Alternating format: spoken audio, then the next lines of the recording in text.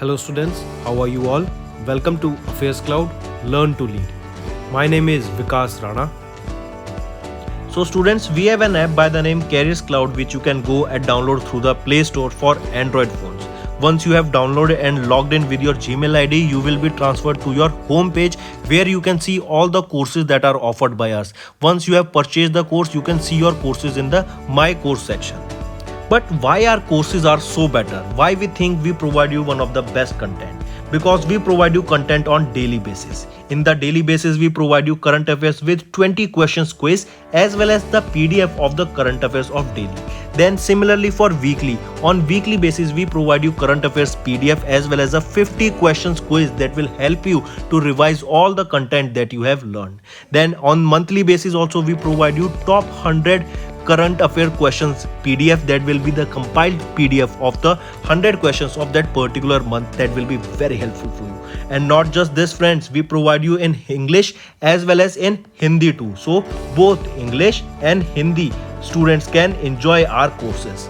Apart from this friends, we also provide you banking related question answers, the banking related MCQ questions, the quizzes that will help you prepare for the bank exams. Not just that friends, we provide you a new way of learning, that is your infotainment infographics. That is a different and interesting way of learning. Apart from this, we cover 20 topic wise current affairs. These topics are important such as apps, portals, important days, books and authors days, national affairs, international affairs, sports, defense, all these topics, these are highly important and questions from these particular topics are asked. Also we cover state-wise current affairs also that will help you to prepare for your state exams. Also friends, as I told you, if you use the code Vikas10, you will be given extra 10% discount on the purchase you make. If you have any problem regarding login and your application, then you can contact us on support@affairscloud.com. This is our email ID and you can contact us on our mobile phone, that is 9677333386. Hello students, कैसे आप सब? I hope आप सब अच्छे होंगे। तो दोस्तों, आज की वीडियो में हम 10 दिसंबर के कुछ इंपॉर्टेंट करंट अफेयर्स डिस्कस करेंगे। ये सेशन आपके लिए काफ़ी हेल्पफुल रहेगा, तो एंड तक बने रहिएगा। पहले कुछ रिवीजन करंट अफेयर्स डिस्कस करते हैं। जैसे सबसे पहले हम बात करेंगे सफाई कर्मचारी कमीशन की। जो सफाई कर्मचारी हैं उनको हेल्थ बेनिफिट्स प्रोवाइड करने के लिए जो ड्रग्स उनको प्रोवाइड किए जाते हैं, मेडिसिन प्रोवाइड की जाती हैं, वो ऐप टू टाइमली प्रोवाइड की जाए और उनके पूरे इंश्योरेंस हेल्थ का भी ध्यान रखा जाए। इसीलिए ये सफाई कर्मचारी कमीशन लॉन्च किया गया था असम गवर्नमेंट के द्वारा। पूछा जा सकता है कि किस स्टेट के द्वारा ये सफाई कर्मचारी कमीशन लाया गया था, तो ये रहेगा असम के द्वारा। फिर साक चार्टर डे कब ऑब्जर्व करते हैं? साक चार्टर डे हम 8 दिसंबर को साक चार्टर डे ऑब्जर्व करते हैं और यहाँ का हेडक्वार्टर कहाँ पे रहेगा? काठमांडू, नेपाल में। नेक्स्ट, इसरो ने अभी रिसेंटली एक MOU साइन किया सोशल अल्फा के साथ, और ये MOU किस लिए था? स्पिन के लिए। स्पिन क्या है आपका? स्पेस टेक इनोवेशन नेटवर्क को एस्टेब्लिश करने के लिए इसरो ने सोशल अल्फा के साथ अभी एक MOU साइन किया।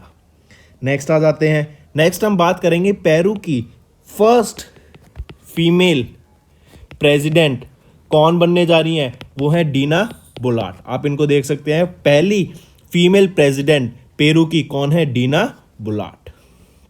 नेक्स्ट, सऊदी अरेबिया के मोसाट एंड इंडिया का SIDBI, I repeat, Saudi Arabia का मोसाट एंड इंडिया का सिडबी, इन्होंने अभी रिसेंटली पार्टनरशिप करी ताकि जो MSME सेक्टर है उसको बढ़ावा दिया जा सके। आई रिपीट, MSME सेक्टर को बढ़ावा देने के लिए, MSME सेक्टर को हेल्प करने के लिए, यहाँ पे बूस्ट लाने के लिए इंडिया के सिडबी एंड सऊदी अरेबिया के मोसाट के बीच में भी एक MOU साइन किया गया।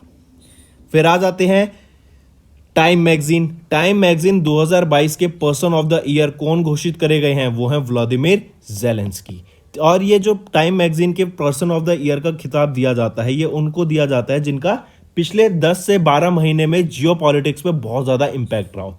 जैसे अगर मैं बात करूं 2021 की, तो Elon Musk person of the year थे बाय टाइम मैगजीन, ठीक। और इस बार व्लादिमीर ज़ेलेंस्की हैं जो कि प्रेसिडेंट है यूक्रेन के। मूविंग ऑन, फिर क्वेश्चन आएगा कि किस स्टेट ने इंडिया की 100% रिन्यूएबल एनर्जी बेस्ड स्टेट बनने की बात की 2040 तक? वो है केरला। और इन्होंने ही बोला कि हम कार्बन न्यूट्रल बन जाएंगे बाय 2050। क्या बन जाएंगे? कार्बन न्यूट्रल, ठीक है। और फिर से बता रहा हूं, 100% रिन्यूएबल एनर्जी पे शिफ्ट करना बाकी स्टेट ने बात की बाय 2040 तक? केरला ने, और यहीं पे कार्बन न्यूट्रल बनने की भी बात की इन्होंने, केरला ने। Next, United Nation launched an energy plan for action towards 2025। Kami Rita, इन्होंने माउंट एवरेस्ट स्केल किया for the 26th time. Rodrigo Chaves, इनको प्रेसिडेंट अपॉइंट किया गया कोस्टा रिका का। जॉन ली का शू, इनको इलेक्ट किया गया हांगकांग का नेक्स्ट चीफ एग्जीक्यूटिव। युन सुक योल, इन्होंने ओथ लिया to become the new president of South Korea. India को इलेक्ट किया गया as the chair of the Association of Asian Election Authorities for 2022 से 2024 के लिए। वर्ल्ड के लॉन्गेस्ट ग्लास बॉटम ब्रिज की बात करें, ये कहाँ पे खोला गया है? वियतनाम में इसको खोला गया। सो इंपॉर्टेंट, मार्क करेंगे। नेक्स्ट, ये सेम पिक्चर आ गई है तो इसको अवॉइड कर सकते हैं। नीचे ऊपर वाला देखेंगे, हरियाणा ने लॉन्च किया चारा बिजाई योजना। ई अधिगम भी यहीं पे लॉन्च किया गया था, जो कि है टैबलेट्स प्रोवाइड करना टू 3 लाख स्टूडेंट्स। और मुख्यमंत्री बागवानी बीमा योजना भी हरियाणा का ही रहेगा। गुरुग्राम हरियाणा में आपका इंटरनेशनल सोलर अलायंस का भी हेडक्वार्टर रहेगा। फिर बात करें चारा बिजाई योजना की, ये किस लिए है? फॉडर कल्टीवेटिंग फार्मर्स के लिए।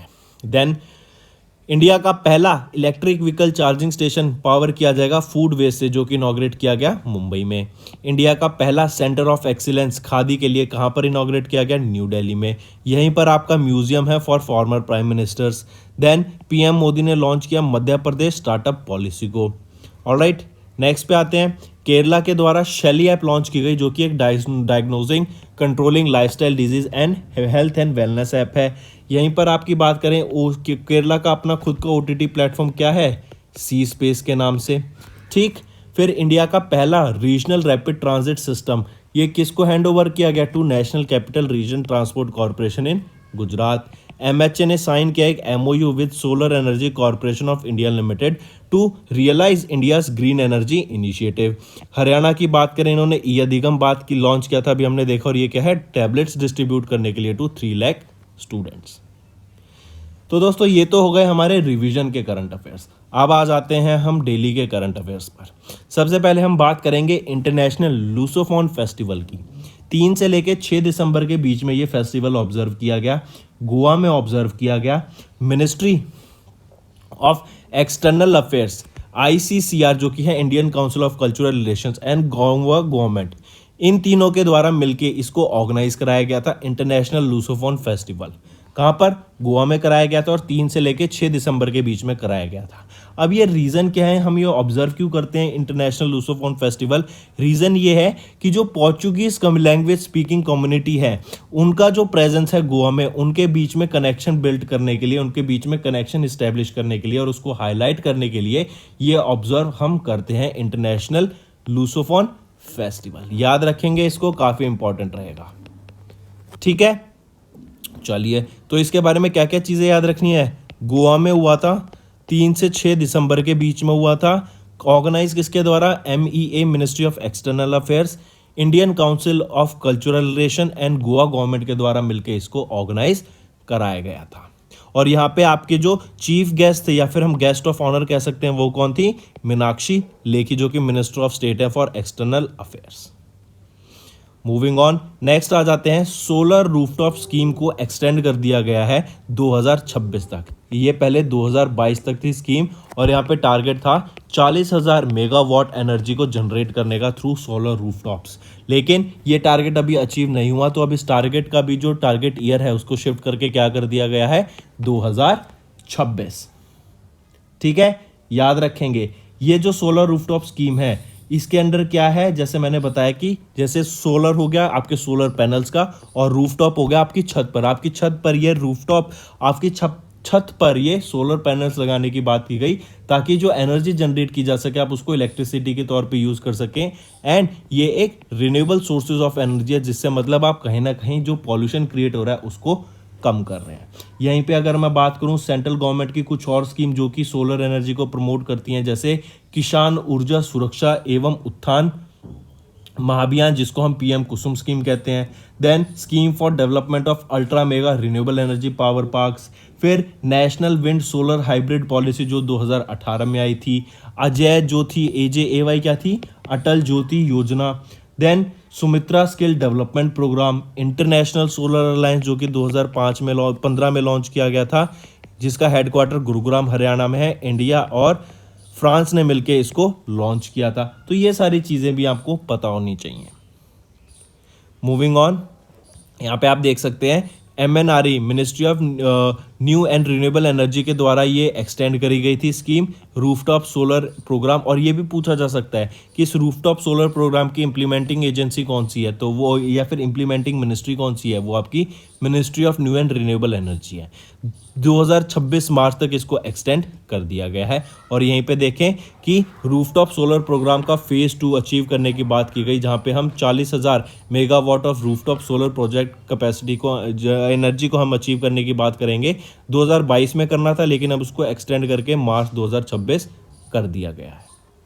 नेक्स्ट आ जाते हैं, सेंटर ने इशू किया guidelines for multi system operators to transmit local content. I repeat, centre ने इशू किया गाइडलाइंस फॉर MSOs जो कि है multi system operators to transmit local content. यहाँ पे आप देख सकते हैं ये जो मिनिस्ट्री ऑफ इंफॉर्मेशन ब्रॉडकास्टिंग है, इन्होंने इशू की थी गाइडलाइंस फॉर प्लेटफॉर्म सर्विसेज जो कि ऑफर की जाती हैं बाय मल्टी सिस्टम ऑपरेटर्स। और ये जो गाइडलाइंस है ना, इनको 12 महीने के अंदर के इनको एक्सेप्ट करना होगा, इन गाइडलाइंस को फॉलो करना होगा। और these guidelines are laid down the norms for the MSOs running in a platform service. यहीं पे बात की, जो सारे प्लेटफॉर्म सर्विस चैनल्स हैं वो are place together under a genre जिनको प्लेटफॉर्म सर्विस बोला गया in the electronic programme guide along with their maximum retail price and options for activation and deactivation. मतलब आपको उसको एक्टिवेट करना है, डीएक्टिवेट करना है, आप वो सारे वहाँ पे मेंशन किया जाएगा।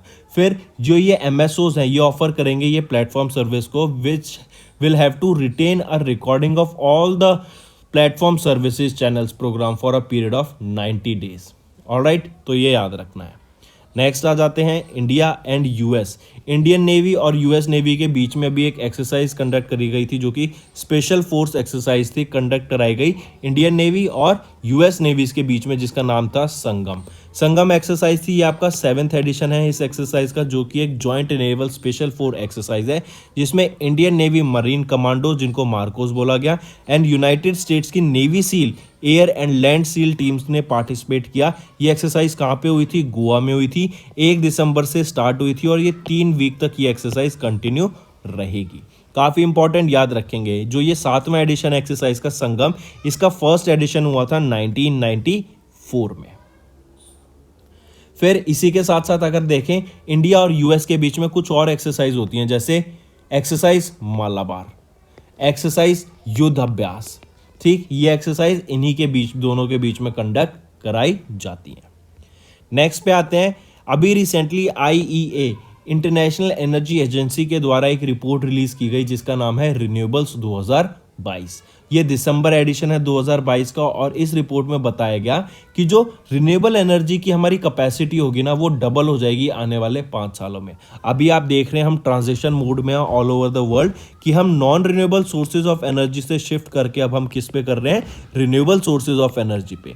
रिन्यूएबल सोर्सेज ऑफ एनर्जी जैसे आपकी solar energy, wind energy, geothermal energy, इन सारी चीज़ों पे बात की जा रही है और इन सारी चीज़ों को इम्प्लीमेंट किया जा रहा है, क्योंकि ये आपके एक तो पॉल्यूशन क्रिएट नहीं करती है और ये ऑटोमेटिकली रिन्यूएबल हो जाती है, अपने आप रिन्यू हो जाती है एंड ये अबंडेंस में है इन आर नेचर। लेकिन वहीं ना अगर हम बात करें non renewable sources of energy की, ये कोल, पेट्रोलियम, आपका डीजल, जो क्रूड ऑयल है, इन पे बात करती हैं, जो कि आपके एनवायरनमेंट को कहीं ना कहीं हार्म करते हैं। और इसी का ट्रांजिशन हम देख रहे हैं और इसी रिपोर्ट में ये बताया गया कि IE ने ये रिलीज की ये रिपोर्ट रिन्यूएबल्स 2022 और बोला कि आने वाले 5 सालों में जो हमारी रिन्यूएबल एनर्जी की कैपेसिटी है वो ट्वाइस हो जाएगी इन द नेक्स्ट 5 ईयर्स।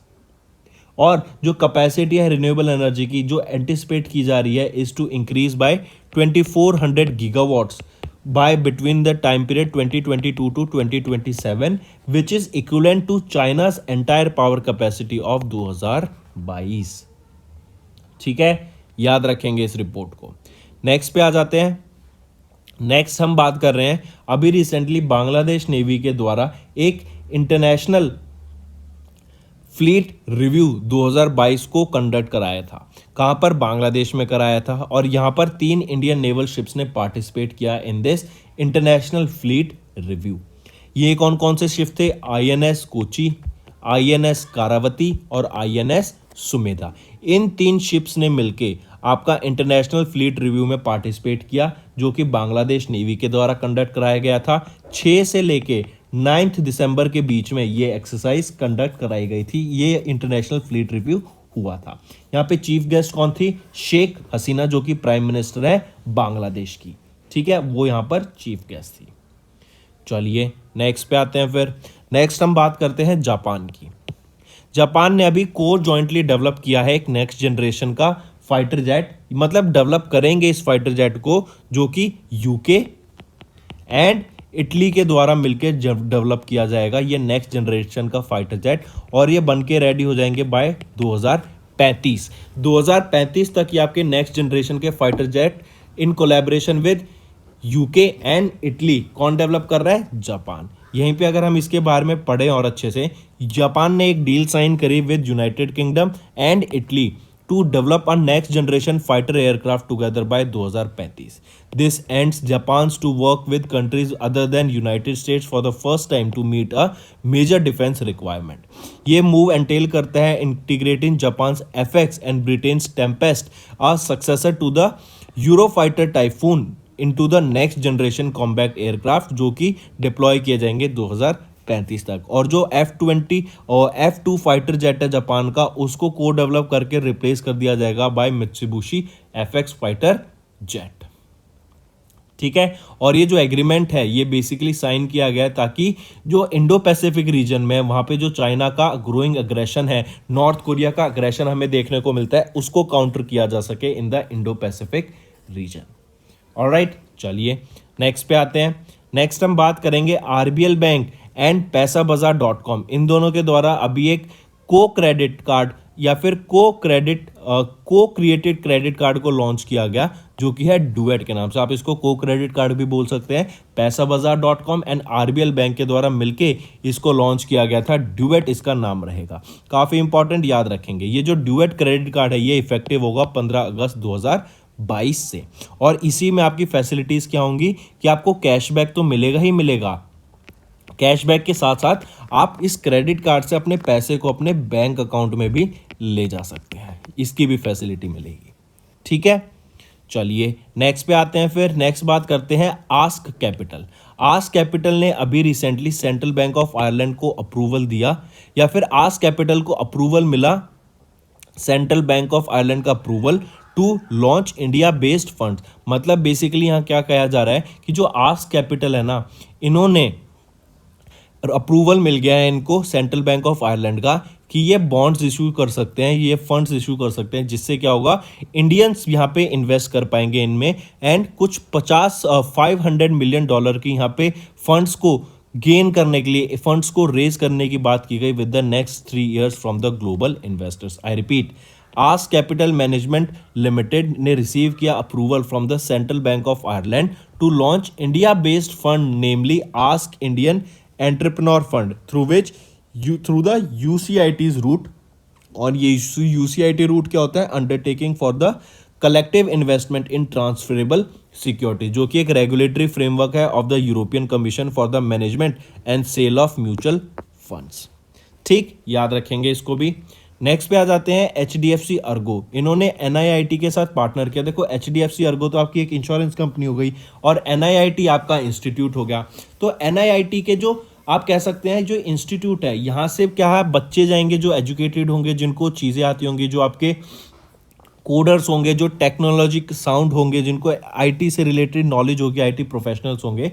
तो HDFC अर्गो ने क्या बोला कि हम एक पूल बनाएंगे फ्यूचर रेडी आईटी प्रोफेशनल्स का, मतलब एक ग्रुप बनाएंगे जहाँ पे जो आपके ये आईटी प्रोफेशनल्स होंगे ना, उनका वहाँ पे हम उनको ट्रेनिंग देंगे, और जो हमारी टेक्नोलॉजी, जो फाइनेंस से रिलेटेड सारी चीज़ होंगी, उन सबको यहाँ पे प्रोवाइड की जाएंगी। उनको इससे रिलेटेड, इस स्पेसिफिक फील्ड से रिलेटेड एजुकेशन प्रोवाइड करी जाएगी। इसी के साथ साथ आप देखेंगे यहाँ पे बताया गया कि जो भी बच्चे या फिर जो भी आईटी प्रोफेशनल 21 से 28 साल के अंदर है, वो यहाँ पे अप्लाई कर सकते हैं। जिनके पास 10th-12th ग्रेजुएशन पूरी है, वो यहाँ पे अप्लाई कर सकते हैं। जिनको थोड़ी, जो यहाँ पे अप्लाई करेंगे उनको C++, C#, जावा, इन सब की बेसिक नॉलेज भी होनी चाहिए, ताकि जब वो वहाँ पे एप्लीकेंट्स को ट्रेनिंग प्रोवाइड करें, वो ईजिली कनेक्ट कर पाएँ और खुद को पीछे ना छोड़ें। अगर यहीं पे मैं HDFC Ergo general insurance company limited की बात करूं तो हेडक्वार्टर कहाँ पर है? मुंबई महाराष्ट्र में। KK M मिस्ट्री ये यहाँ पे चेयरमैन रहेंगे। नेक्स्ट पे आ जाते हैं। नेक्स्ट हम बात करेंगे पेमेट। पेमेट ने अभी रिसीव किया in principle authorisation to operate as a payment aggregator from RBI। Direct news important रहेगा, याद रखेंगे। किसको अभी रिसीव किया in principle authorisation to operate as a payment aggregate from RBI? ये रहेगा आपका पेमेट। नेक्स्ट हम बात करेंगे स्टॉक एक्स इन इन्होंने लॉन्च किया इंडिया का पहला private market index to monitor values. I repeat, stock X in ने लॉन्च किया। ये एक इंटरनेट अनलिस्टेड सिक्योरिटीज पोर्टल है। पोर्टल मतलब वेबसाइट है। इन्होंने लॉन्च किया एक stock X private market index SPIM के नाम से, जो कि इंडिया का पहला प्राइवेट मार्केट इंडेक्स होगा जो यूज करेगा चेंज परसेंटेज टेक्निक को to monitor the value actions of privately traded securities. ठीक, और 1 जनवरी 2022 को इसका बॉटम मान के यहां से कैलकुलेट किया जाएगा। देन नेक्स्ट बात करें एशली बार्टी। ये टेनिस प्लेयर हैं। ये नंबर 1 वीमेन टेनिस प्लेयर हैं इन वर्ल्ड में। और याद रखेंगे इन्होंने रिटायरमेंट ले ली थी अपने गेम से जब ये 25 साल की हुई थी। अब याद रखना है इनको पहले भी एक बार डॉन अवार्ड से सम्मानित किया जा चुका है, जो कि ऑस्ट्रेलिया का प्रेस्टिजियस अवार्ड है। और अब 2019 में सम्मानित किया गया था पहली बार, और अब इनको फिर से सेकेंड टाइम 2022 में इस डॉन अवार्ड से सम्मानित किया गया। लेकिन डॉन अवार्ड क्या होता है? डॉन अवार्ड एक वो अवार्ड होता है जो किसी भी प्लेयर को या टीम प्लेयर को दिया जाता है जो कि इंस्पिरेशन प्रोवाइड करता है टू द अदर पीपल और other player of the country. तो इसीलिए ऑस्ट्रेलिया का ये प्रेस्टिजियस डॉन अवार्ड से किनको सम्मानित किया गया? एशली बार्टी को सेकेंड टाइम सम्मानित करा जा चुका है। एशली बार्टी की बात करें तो 3 टाइम ग्रैंड स्लैम विनर हैं और नंबर 1 रैंक फीमेल प्लेयर हैं ये वर्ल्ड में। Moving on, prime minister Sheikh Hasina की बात करें, इनको डिक्लेयर किया गया है global ambassador for the diabetes. हम जानते हैं डायबिटीज बढ़ती जा रही है। लोग जब वर्कआउट नहीं करते हैं, बाहर का अनहाइजीनिक फूड खाते हैं, तो उनका जो डायबिटीज़ है वो ज़्यादा बढ़ जाता है, शुगर काफ़ी ज़्यादा बढ़ जाती है। इसको बेसिकली कहते हैं अनहाइजीनिक आपका लाइफस्टाइल रहता है। तो ये हम देख रहे हैं काफ़ी ज़्यादा लोगों में बढ़ता जा रहा है। लोग वर्कआउट नहीं करना चाहते, आलस से भरे रहते हैं। तो ऐसे लोगों को अवेयर कराने के लिए और जिनको डायबिटीज़ हो जाती है उनके खिलाफ एक कुछ एक्शन लाने के लिए, उनके खिलाफ उनको सपोर्ट करने के लिए, उनको एक मतलब उनको एक अकेला वो फील ना करें और उनको प्रमोट करें कि आप कैसे अपनी हेल्दी लाइफस्टाइल मेंटेन कर सकते हैं। तो इसीलिए इनको ग्लोबल एम्बेसडर बनाया गया है डायबिटीज़ का, और ये फर्स्ट टाइम है कि इनको ग्लोबल एम्बेसडर बनाया गया है फॉर द डायबिटीज़। 5 दिसंबर 2022 को ये टाइटल रिसीव किया गया था बांग्लादेश के ambassador to Portugal Tariq Hussain को on the behalf of prime minister Sheikh Hasina. ठीक, काफ़ी इंपॉर्टेंट, याद रखेंगे। और for the next 2 years the global diabetes ambassadors will be the voice of the people living with diabetes all over the world.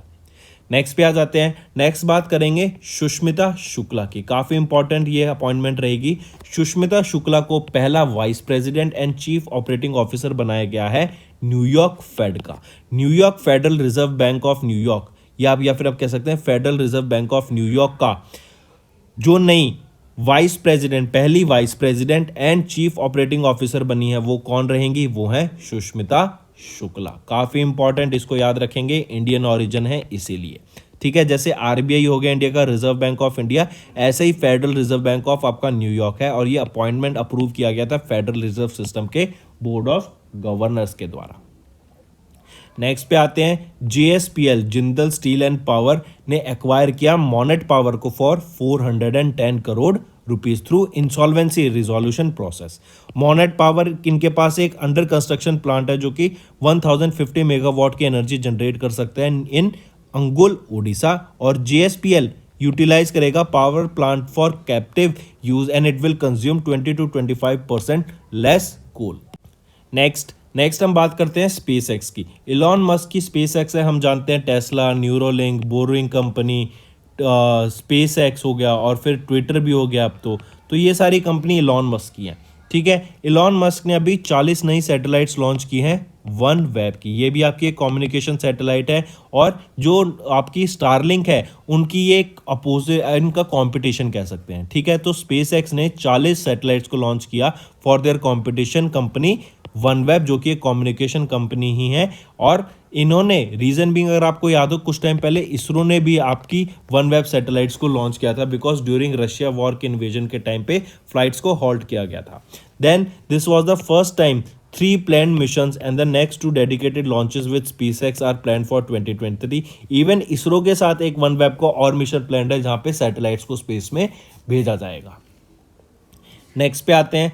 PSLV XL rocket motor PSOM XL by EEL successfully clears test. I repeat, booster motor PSOM XL जो कि develop किया गया है EEL के द्वारा, जो है economic explosive limited, for ISRO PSLV XL rocket के लिए जिसको डेवलप किया गया, उसका अभी सक्सेसफुल टेस्ट था, वो उसने क्लियर कर लिया है. कहाँ पर? श्रीहरिकोटा में. इसरो ने ट्रांसफर कर दिया technology to EEL Nagpur in 2019 and this was the first step in the end to end production of PSLV through EEL जो कि है economic explosives limited.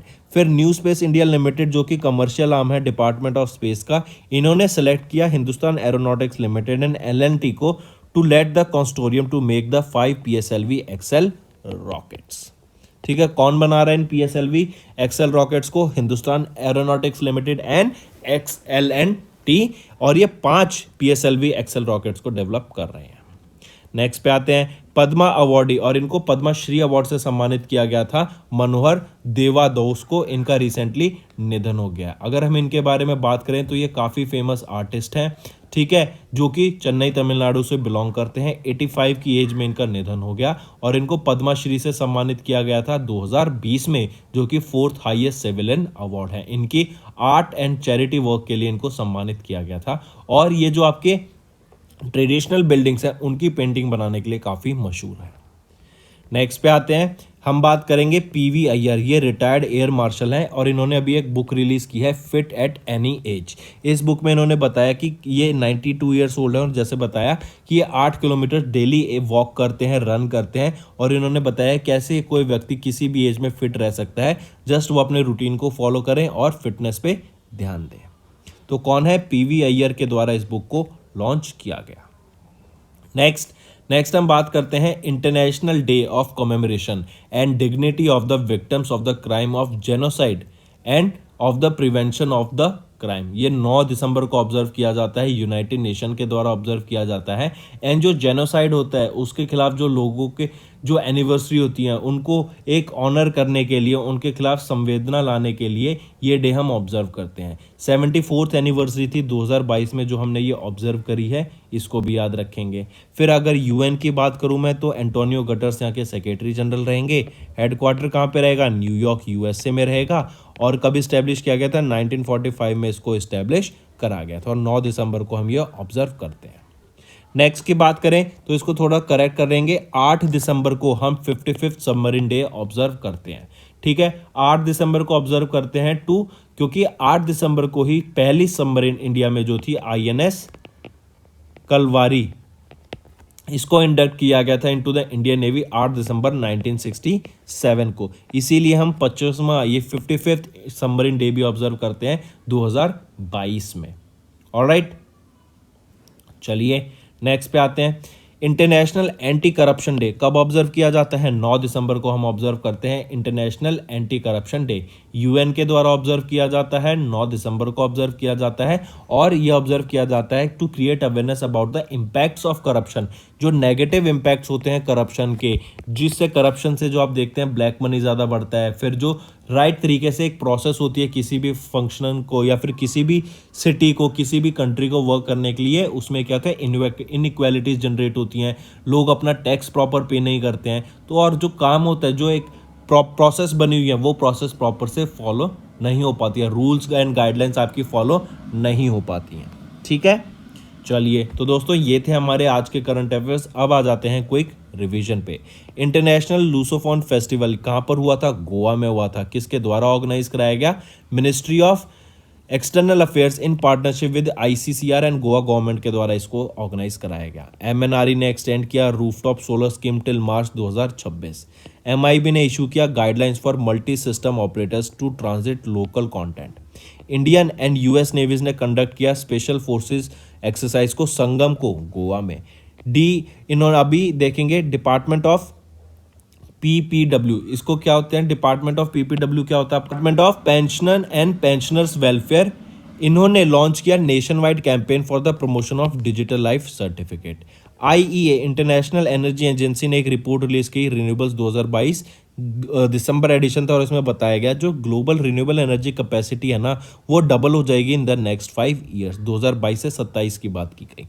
INS Kochi, INS Kavaratti और INS सुमेधा इन्होंने पार्टिसिपेट किया इन द IFR 2022, जो कि बांग्लादेश नेवी के द्वारा कंडक्ट कराया गया था इंटरनेशनल फ्लीट रिव्यू। जापान ने जॉइंटली डेवलप किया नेक्स्ट जनरेशन फाइटर्स को डेवलप करेंगे with next generation fighters with UK and Italy, और 2035 तक ये रेडी हो जाएंगे। इंडसइंड बैंक ने एंटर किया एक 500 करोड़ का co lending pact with SV credit line. RBL bank और उन्होंने पैसाबाजार.com ने लॉन्च किया एक को क्रेडिट कार्ड जो कि है ड्यूएट के नाम से। आस्क इंडियन एंटरप्रेन्योर फंड, इन्होंने आस्क कैपिटल को ने सेंट्रल बैंक ऑफ आयरलैंड का अप्रूवल मिल गया to launch India based fund. HDFC ergo और NIIT ने पार्टनर किया ताकि एक पूल बनाया जा सके IT रेडी प्रोफेशनल्स का, जो कि आगे इनकी हेल्प करेंगे in the finance. Then payment receive करेंगे in principle authorisation to operate as a payment aggregator from RBI। ठीक है, इन्होंने ऑथराइजेशन हो गया इनको to operate as a payment aggregate payment को।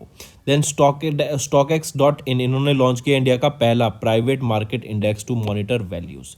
एशली बार्टी इन्होंने ऑस्ट्रेलिया का प्रेस्टिजियस डॉन अवार्ड जीता फॉर द सेकेंड टाइम, पहली बार 2019 में जीता था इन्होंने और अब 2022 में। Then IDF named Bangladesh prime minister Sheikh Hasina as the first global ambassador for diabetes, और ये 2 साल के लिए एम्बेसडर रहेंगी। नेक्स्ट पे आ जाते हैं न्यूयॉर्क के फेड ने अपॉइंट किया सुष्मिता शुक्ला को as the first vice president and CEO। Then JSPL acquire करेंगे मोनेट पावर को 410 करोड़ रुपए के लिए। SpaceX ने लॉन्च किया 41 वेब सैटेलाइट्स को into polar orbit. PSLV XL rocket motor पुसॉम XL को सक्सेसफुली टेस्ट फायर किया गया अभी रिसेंटली। एंड पद्मा, और इसका जो ये आपका PSLV XL रॉकेट्स को डेवलप करने का किसको बोला गया है? Hindustan aeronautics limited and L&T।